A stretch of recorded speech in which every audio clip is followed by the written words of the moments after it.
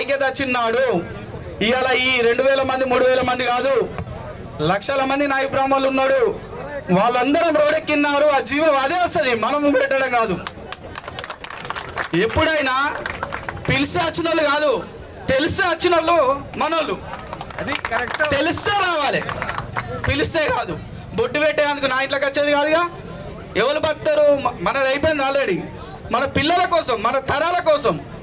ఇవాళ మన పుట్టుకతోని కాన్పులు చేసి, పురులు చేసి, పుట్టెనికలు చేసి, పెళ్ళిళ్ళకు మైలపోలు పోసి, ప్రతి ఒక్క కార్యక్రమానికి మన నాయ బ్రాహ్మణులు ముందుండి చేస్తారు.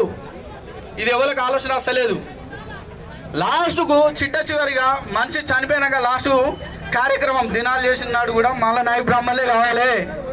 ఈ పుట్టుక నుంచి చనిపోయేదాకా కావాల్సింది నాయ బ్రాహ్మణులు. ఏమవుతుంది? ఎడబోతుంది. మరి మనని గుర్తిస్తలేరు అంటే మనకు ఐక్యత లేదు. బాగా ఆలోచన చేయండి. ఇవాళ మన తెలంగాణలో ఎంతమంది అధ్యక్షులు అని చెప్ప తిరుగుతారు. ఏమవుతుంది వ్యవస్థ? నేను తప్పంటలేను, గ్యాంగులు చేయరి, సంఘాలు పెట్టురి కాదంటలేను, కానీ మంచిగా చేయరి.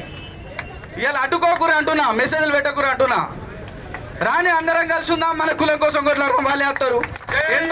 ఎన్ని రోజులు ఈ బానిస బతుకులు బతుకుదామంటున్నా. నేను బంద్ చేయరు అంటున్నా. ఈ బానిస బతుకులు బంద్ చేయరి.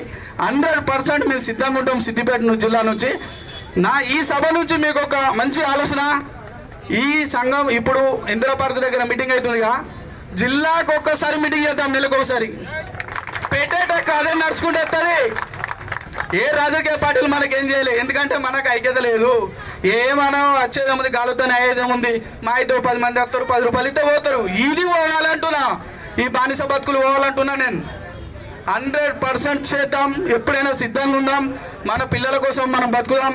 రేపటి తరానికి అరే నాయ బ్రాహ్మణులు అంటే అరే మంచి హోదాలు ఉన్నారా. ఇప్పుడు ఓకే కాదంటలేను, గత 10 ఏళ్ళకి ఇప్పటికి చేంజ్ అయింది.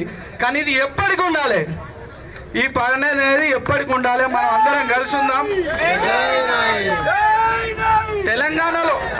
తెలంగాణలో ఉన్న 31 జిల్లాలు ఈ నెల 2 నెలల్లో ప్రోగ్రాలు చేస్తూనే ఉందాం. అన్ని చోట్లకు పోదాం. మన జీవో కానీ ఏదైనా ప్రతి ఒక్కటి అదే వస్తుంది. రాజకీయవేత్తల దగ్గర మనకు తెలుసు ఎవరితో ఏం పనులు అయితే అని. స్వార్థం కోసం కాకుండా సమాజానికి కోసం చేద్దాం. 100%